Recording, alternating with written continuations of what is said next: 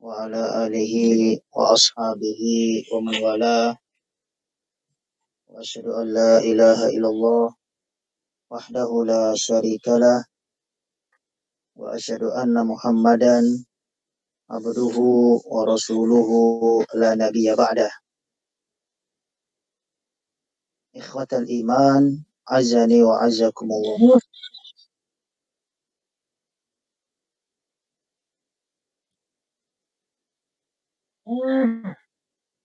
Insya Allah kita petang hari ini akan mulai kembali lanjutan dari pembahasan kita Tauhid Al-Asma wa Sifat yang diambil pembelajaran ini melalui karya tulis Imam Abu Abdullah Muhammad bin Ismail bin Ibrahim bin Al-Mughirah bin Bardisbah Al-Bukhari rahimahullah subhanahu wa ta'ala di dalam sahihnya. Pada kesempatan kali ini kita akan memasuki bab yang ke-33.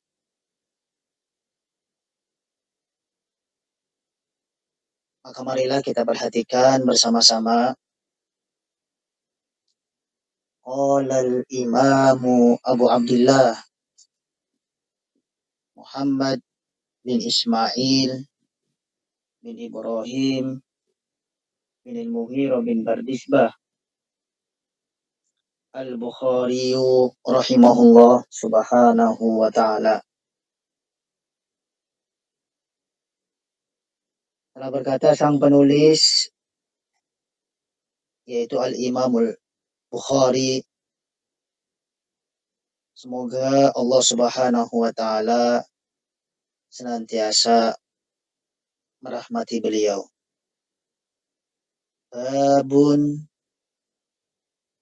Bab kalamur Rabbi ma'a Jibrila wa nida'illahil malaikah.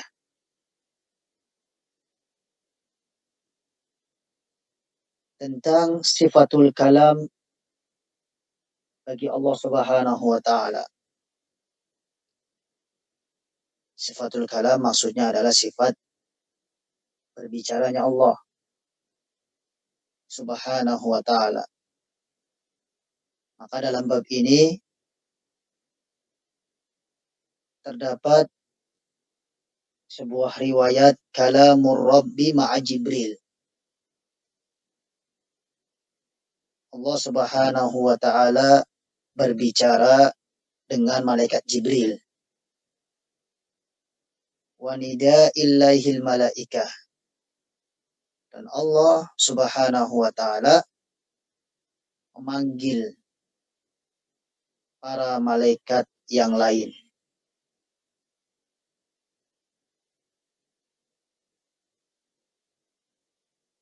Wa qala Ma'marun. Dan telah berkata Imam Ma'mar, maksudnya bin Rashid, rahimahullah subhanahu wa ta'ala, wa innaka latulaqqal Qur'an. Allah berfirman dalam surat An-Naml ayat 6 yang artinya, dan sesungguhnya kamu akan diberikan Al-Quran. Tulaqqa artinya diberikan dengan talaki. Artinya talaki adalah suatu pembicaraan yang disampaikan kepada seseorang. Dalam hal ini, Al-Quran adalah pembicaraan Allah subhanahu wa ta'ala. Benar-benar akan disampaikan secara langsung kepada Nabi Muhammad. Berarti Nabi menerima Al-Quran ini melalui malaikat Jibril, bukan sekedar cerita-cerita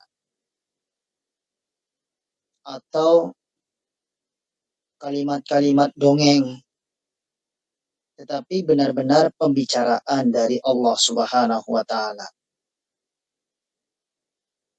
Menurut Imam Ma'mar, ayat ini maknanya adalah yulqa alaik wa talaqqahu anta ay ta'khuduhu anhum. Kamu akan diberikan Al-Quran sehingga kamu menerimanya dengan cara talaki. Nah, di sini menunjukkan bahwa Al-Quran itu suatu pembicaraan. Tentunya pembicaraan siapa? Pasti akan kembalinya kepada Allah Subhanahu wa ta'ala. Berarti Allah memiliki sifat berbicara. Ini yang harus diyakini oleh setiap muslim dan muslimah. Kemudian Imam Al-Bukhari membawakan dalil yang kedua dari ayat suci Al-Quran surat Al-Baqarah ayat 37. Beliau berkata, wa mithluhu, yang semisal dengan dalil ini adalah firman Allah. Fatalaqqa Adamu min rabbihi kalimatin. Maka Nabi Adam menerima dengan cara talaki kalimat-kalimat dari Allah Subhanahu wa ta'ala. Ketika Nabi Adam waktu itu diberi nasihat oleh Allah Subhanahu wa ta'ala, janganlah mendekati pohon ini. Kemudian bagaimana ucapan Allah setelah Nabi Adam melanggarnya? Dengan kalimat kulnah bitu minha jami'a. Hendaknya kalian keluar sekarang, turunlah dari surga ini. Itu semua diterima oleh Nabi Adam. Berupa apa? Berupa kalimat-kalimat pembicaraan dari Allah Subhanahu wa ta'ala. Berarti menunjukkan bahwa sifat yang harus kita tetapkan untuk Allah, karena memang ada dalilnya, adalah sifatul kalam. Sifat berbicara. Ayuhal ikhwah, azani wa azakumullah.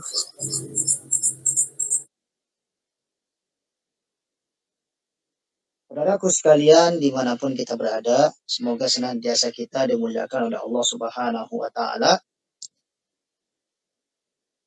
Kita telah memahami dari pelajaran-pelajaran sebelum ini, yaitu di saat sebelum COVID ya, sebelum pandemi, bahwa sifat kalam berbicara bagi Allah Subhanahu wa ta'ala itu bisa dikatakan dengan dua sisi. Bisa dikatakan dengan apa? Dengan dua sisi. Sisi yang pertama, sifat kalam adalah sifat dzatiyah untuk Allah. Apa artinya sifat dzatiyah? Artinya adalah senantiasa ada pada diri Allah Subhanahu wa ta'ala. Sebab apa? Sebab Allah itu enggak bisu. Maka bukan berarti kita tetapkan sifatul kalam, sifat berbicara bagi Allah Subhanahu wa ta'ala di waktu-waktu tertentu. Berarti di waktu yang tidak ditentukan oleh Allah, Allah bisu. Tidak. Ya. Ini yang harus kita perhatikan. Namanya sifat dzatiyah. Seperti sifatul hayah. Sifat hidup. Allah senantiasa hidup, tidak bakalan mati. Berarti dikatakan sifat tersebut dzatiyah. Secara zatnya terus ada pada diri Allah Subhanahu wa ta'ala. Kemudian sifatul kalam juga bisa dikatakan sifatul fi'liyah. Sifat yang terjadinya sesuai dengan kehendak Allah, itu namanya sifat fi'liyah. Artinya Allah tidak selama-lamanya berbicara. Setiap detik, setiap menit Allah tidak selalu bicara. Tetapi Allah berbicara sesuai dengan waktu-waktu yang Allah kehendaki. Dari sisi terjadinya pembicaraan Allah ini dikatakan sifat fi'liyah. Contohnya Allah Subhanahu wa taala nanti berbicara pada hari kiamat ketika menghisab amalan hambanya. Dan di situ nanti tidak ada penerjemah sama sekali. Kemudian dulu Allah Subhanahu wa taala berbicara dengan Nabi Musa alaihi salatu wassalam. Makanya Nabi Musa disebut sebagai apa? Kalimur Rahman. Teman bicaranya Allah Subhanahu wa taala. Dari sisi inilah sifatul kalam disebut sifat fi'liyah. Berbeda dengan sifat turun misalkan ya. Kalau sifat turun itu hanya sifat fi'liyah, bukan sifat dzatiyah. Kenapa? Karena Allah nggak senantiasa turun. Allah itu senantiasa di atas arsy. Yang sifat dzatiyah yang selalu ada pada diri Allah itu sifat di atas arsy. Kalau sifat turun ini sifat fi'liyah. Allah menghendaki di waktu-waktu tertentu. Seperti di setiap sepertiga malam terakhir. Kita semuanya beriman tentang hal itu. Karena dalilnya sangat jelas. Nggak boleh kita menolaknya. Nggak boleh kita merubah-rubah maknanya. Nggak boleh kita membayangkan bagaimananya. Dan nggak boleh bagi kita untuk menyerupakan sifat Allah dengan sifat makhluknya. Itulah madhab Ahlussunnah wal Jamaah. Berlaku juga pada sifat berbicara. Jangan kita menolak sifatul kalam bagi Allah dengan alasan, loh, kok berbicara kayak makhluk, kayak kita, kayak manusia? Jangan. Ahlussunnah kan menjelaskan keimanan terhadap sifat Allah itu duna ta'til, nggak boleh ditolak. Waduna tamtil, nggak boleh dipermisalkan, disamakan. Waduna tahrif, dan nggak boleh dirubah-rubah maknanya. Waduna takyif, dan tidak boleh dibicarakan bagaimananya, bentuknya. Kita harus yakin secara global bahwa pembicaraan Allah dan pembicaraan manusia berbeda. Ya, berbeda. Turunnya Allah dengan turunnya manusia juga berbeda. Jangan kita menjadi seperti orang-orang yang menolak sifat Allah Subhanahu wa taala padahal sudah sangat jelas dalilnya. Pahami ya, insya Allah. Maka dari dua dalil yang disebutkan oleh Imam Bukhari dalam bab 33 ini, yaitu surat An-Naml dan surat Al-Baqarah, bisa ditarik kesimpulan bahwa Allah memiliki sifat al-kalam, sifat berbicara, yang menetapkan Allah sendiri. Tadi ya, dalam surat An-Naml dan surat Al-Baqarah. Ayat-ayat yang lainnya masih sangat banyak. Itu sebagian saja disebutkan oleh Imam Al-Bukhari rahimahullah subhanahu wa ta'ala. Setelah beliau menghadirkan dalil dari Al-Quran, maka teman-teman yang dimuliakan oleh Allah subhanahu wa ta'ala,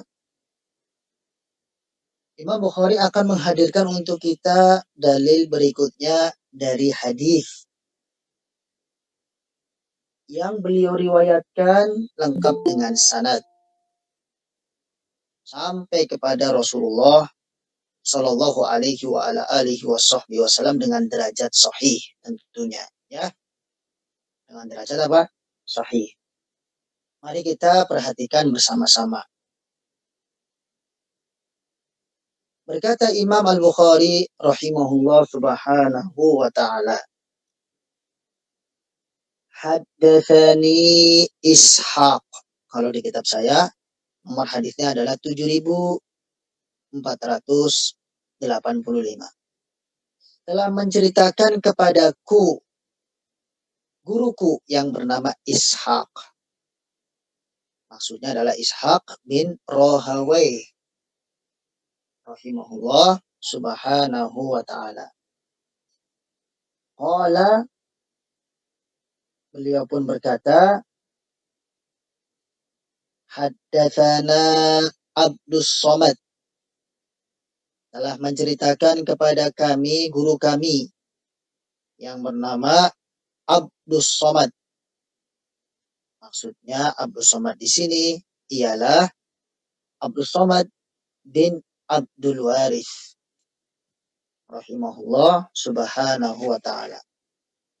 Kadang-kadang kita melewati riwayatnya Imam ahli hadis ini. Di saat kita mempelajari Sahihul Bukhari, Kitab Tauhid, sebelum masa pandemi. Qala, Imam Abdul Somad bin Abdul Warith mengatakan, haddatsana Abdurrahman,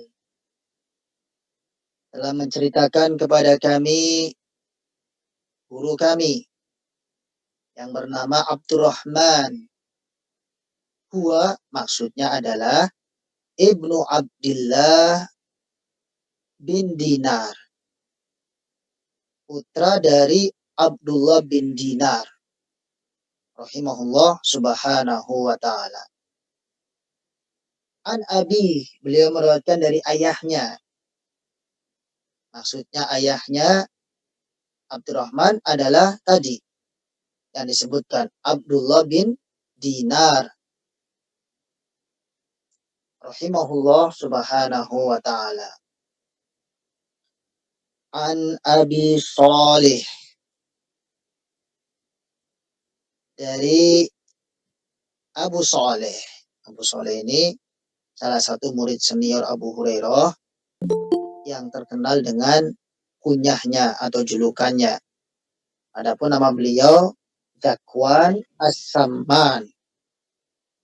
Katakan As-Samman menisbatkan kepada minyak karena memang dulu perawi hadis ini usahanya adalah jualan minyak. Sehingga dikatakan Zakwan As-Samman. An Abi Hurairah. Imam Abu Saleh Zakwan As-Samman mengatakan di dalam hadis yang akan kita pelajari dari guruku yang terkenal dengan sebutan Abu Hurairah radhiyallahu ta'ala an. Qala, beliau berkata, qala Rasulullah, telah bersabda utusan Allah, yaitu Nabi Muhammad sallallahu alaihi wa ala alihi wa sahbihi wasallam. Innallaha, sesungguhnya Allah tabaraka wa ta'ala idza ahabba 'abdan, apabila mencintai seorang hamba, nada Jibril, Allah akan memanggil malaikat Jibril.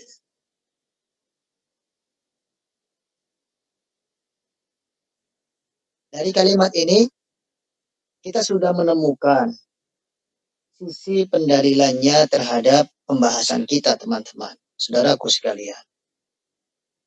Apa sisi pendalilannya? Di sini Rasulullah bersabda, Allah itu kalau mencintai seorang hamba, Allah akan memanggil malaikat Jibril. Kalimat Allah akan memanggil malaikat Jibril, maka bisa ditarik kesimpulan kata para ulama ahli hadis rahimahumullah subhanahu wa ta'ala, bahwa Allah berbicara. Apa seruan panggilan yang dikatakan oleh Allah subhanahu wa ta'ala kepada malaikat Jibril ketika mencintai seorang hamba? Kita lihat redaksi berikutnya. Innallaha qad ahabba fulanan fa'ahibbah.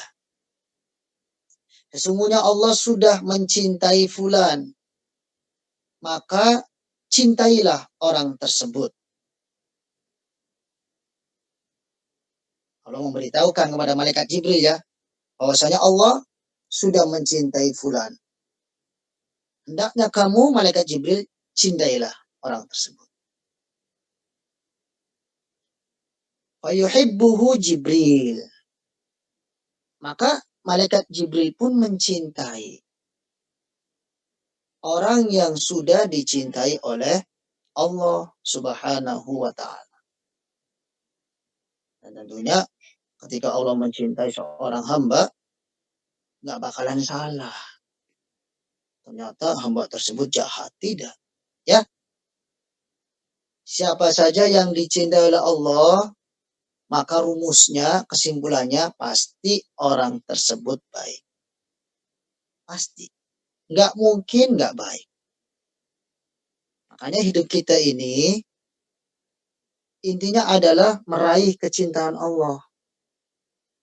Jangan intinya kita mencintai Allah. Terdapat perbedaan antara kita mencintai Allah dan kita dicintai oleh Allah. Kalau orang mencintai Allah, belum tentu baik. Sebab banyak orang-orang jahat, ditanya kamu cinta Allah enggak? Cinta. Bilangnya begitu ya. Tetapi apakah Allah mencintai dia? Kalau dia bukan baik, kalau dia orang jahat, nggak mungkin Allah mencintai. Berarti dia mengaku cinta terhadap Allah, tapi Allah nggak mencintainya. Namun kalau sudah dicintai oleh Allah seorang, siapapun, pasti orang ini baik. Kita boleh meneliti di dalam Al-Quran. Di antara hamba-hamba Allah yang Allah cintai, karakter sifatnya mereka banyak. Seperti Allah berfirman, Innallaha yuhibbul muhsinin. Sesungguhnya Allah mencintai orang-orang yang berlaku baik. Innallaha yuhibbut tawwabin. Sesungguhnya Allah mencintai orang-orang yang bertaubat. Innallaha yuhibbul mutatahhirin. Sesungguhnya Allah mencintai orang-orang yang bersuci, bersih. Banyak sekali ayat-ayat yang membicarakan tentang kecintaan Allah. Di hadis juga banyak. Seperti ya, kita insya Allah semua paham. Hadis riwayat Imam Muslim, Rasulullah pernah bersabda melalui sahabat Nabi Abdullah bin Amr bin Al-As dan juga Sa'ad bin Abi Waqqas. Innallaha yuhibbul 'abda taqiyal ghani. Sesungguhnya Allah itu mencintai hambanya yang bertakwa. Ya, innallaha yuhibbul 'abda at-taqiyya, hambanya yang bertakwa. Al-ghaniya, yang kaya. Al-khafi, yang bersembunyi. Maka di antara sifat yang dihadirkan oleh Rasul dalam hadis ini adalah bukti bahwa hamba tersebut pasti akan dicintai oleh Allah kalau dia bertakwa. Satu ya. Yang kedua, kalau dia kaya, maksudnya kaya hati, bukan kaya harta benda. Dan yang ketiga, bersembunyi, maksudnya tidak mau berkerumun, bercampur baur dengan orang-orang rusak.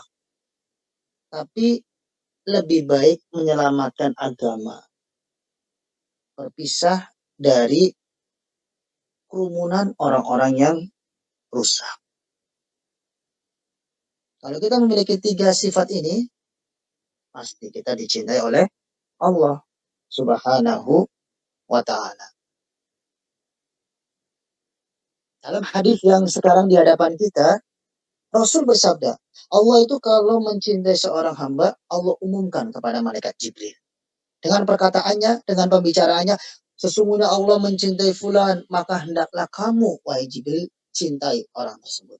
Maka dia pun dicintai oleh malaikat Jibril. Kemudian kelanjutan hadisnya kita perhatikan, teman-teman. Tsumma yunadi Jibril. Malaikat Jibril pun menyeru, memanggil fis sama, kepada seluruh penduduk langit. Innallaha, sesungguhnya Allah, qad ahabba fulanan, sudah mencintai fulan, fa'ahibbuhu, maka hendaklah kalian cintai orang tersebut. Ini keutamaan orang yang dicintai oleh Allah, bukan hanya Allah saja yang mencintai, tetapi malaikat mencintainya. Seluruh penduduk langit kenal orang tersebut yang dicintai oleh Allah. Ya, sebagaimana dulu ada kisah, Allah itu mencintai seseorang yang bernama Uwais Al-Qarni karena baktinya dia terhadap kedua orang tua. Meskipun keadaan dia di dalam dunia, para penduduk bumi itu nggak ada yang tahu gerangan siapakah Uwais, jangankan dari lain daerah atau lain negeri. Di negerinya sendiri aja, di kampungnya sendiri aja, ini Uwais nggak terkenal. Orang-orang nggak ada yang tahu. Habis Uwais ini orangnya miskin. Kemudian fisiknya cacat, kurang sempurna.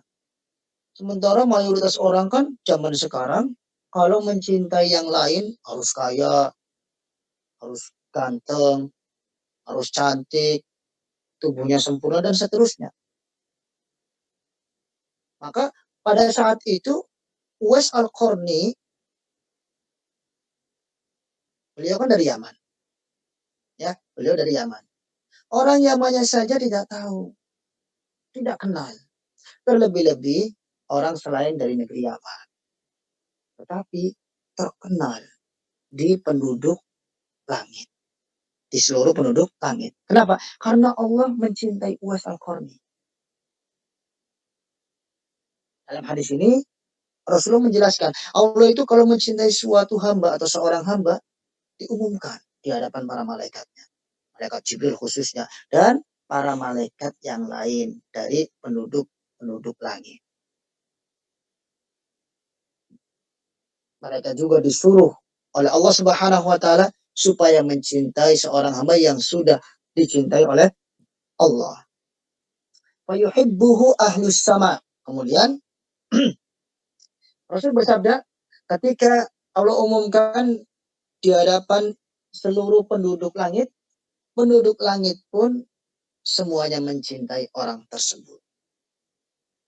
Sebagaimana kisahnya Uwais ya. Uwais nggak terkenal, nggak banyak disukai oleh orang di dalam dunia, di bumi, tetapi sangat terkenal di tengah-tengah penduduk langit. Karena sudah pasti dicintai oleh Allah Subhanahu wa ta'ala. Subhanallah.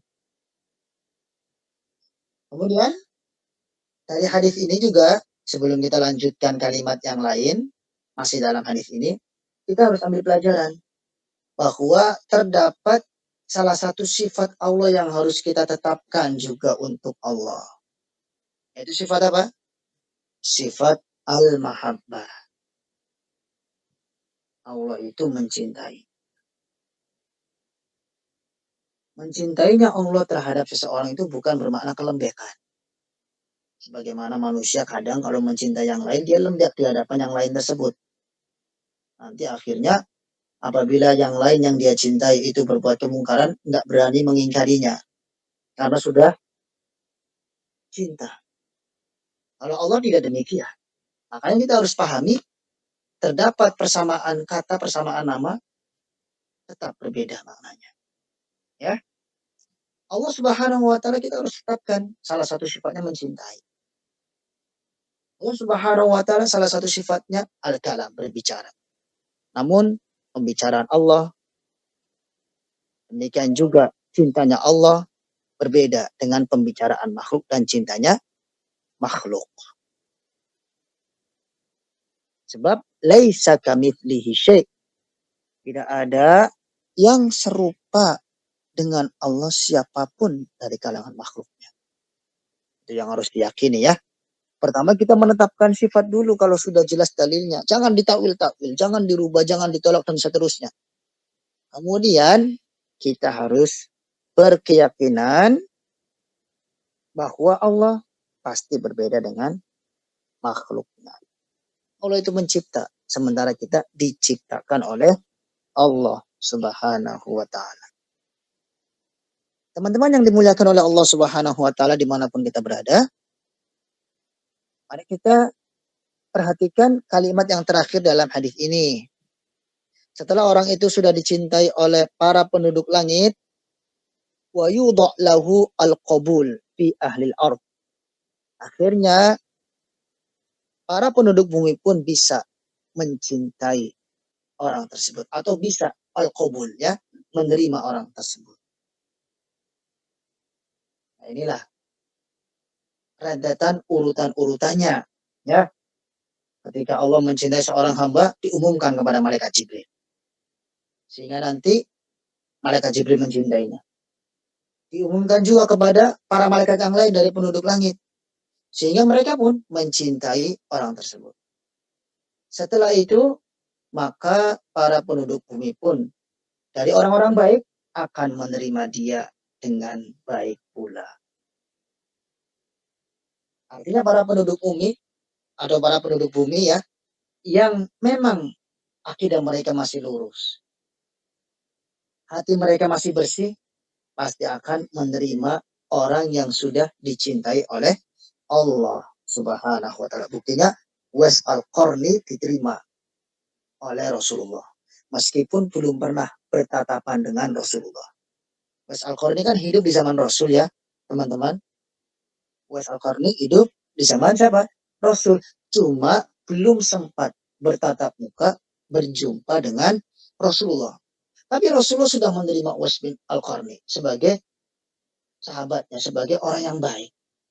Dan Rasulullah umumkan kecintaan beliau terhadap Uwais Al-Qarni. Bahkan memerintahkan para sahabat supaya mencintai Uwais Al-Qarni. Karena Uwais Al-Qarni ini satu-satunya orang yang nggak terkenal di muka bumi, tapi sudah terkenal di tengah-tengah penduduk langit. Subhanallah, tabarakallah. Ayuhal ikhwah, azani wa azzakumullah. Saudaraku sekalian, dimanapun kita berada, semoga senantiasa kita dimuliakan oleh Allah Subhanahu wa Ta'ala. Dengan demikian, kita bisa menyimpulkan pembahasan kita petang hari ini adalah tentang sifat Allah al-kalam. Apa artinya al-kalam? Berbicara. Ya. Di antara dalil yang dihadirkan oleh Imam Al-Bukhari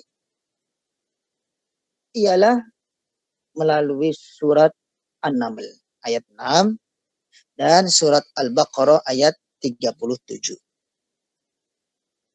Adapun dari hadis Rasulullah Shallallahu alaihi wa ala alihi wasallam ialah hadis Abu Hurairah. Sisi penilaian dari hadis tersebut apa? Sisi penilaiannya adalah Allah itu mengumumkan dengan perkataannya kalau sudah mencintai seorang hamba. Bahwasanya hamba ini telah dicintai oleh Allah. Hendaknya kamu malaikat Jibril cintailah hamba tersebut. Kemudian diumumkan lagi di hadapan para malaikat yang lain. Yaitu selain malaikat Jibril. Maka orang ini yang dicintai Allah dicintai pula oleh seluruh malaikat. Kemudian fayudha lahu al-qabul fi ahli al-ard. Setelah itu barulah para penduduk bumi yang masih memiliki akidah yang benar, para penduduk bumi yang hatinya masih bersih, pasti akan menerima seseorang yang dicintai oleh Allah Subhanahu wa Ta'ala. Maka dalam hadis ini juga terdapat targhib, anjuran, motivasi, ya, supaya kita di dalam dunia ini harus berusaha semaksimal mungkin menempuh suatu sebab yang bisa mendatangkan kecintaan Allah terhadap kita. Sebab kalau kita sudah dicintai oleh Allah, luar biasa. Pasti kita orang baik. Adapun kalau orang baru mengaku cinta terhadap Allah, belum tentu.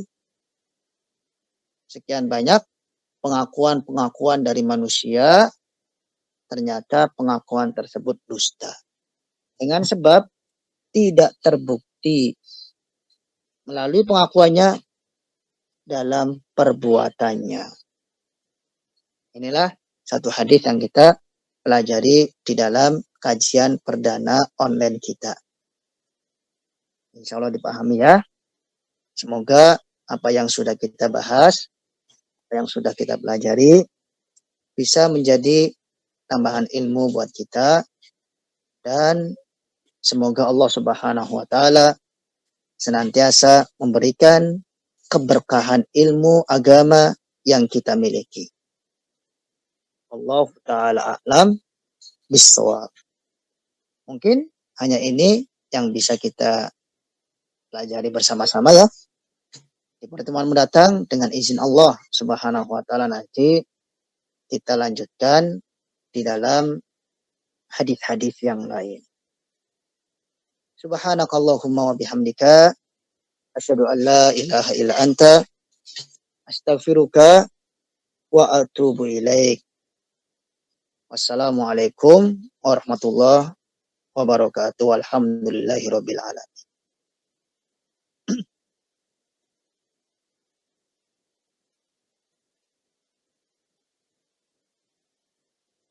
Aderi, Assalamualaikum. Waalaikumsalam. Ya, udah ya, saya live ya, keluar ya. Ya, Ustaz. Udah selesai kan tadi kajiannya? Ya, bagus, Ustaz. Ya, sudah, Ustaz. Ya. Ya, berarti saya keluar ya. Ya, baik, Ustaz. Ya, syukuran jazakallahu khair, Ustaz. Assalamualaikum. Assalamualaikum.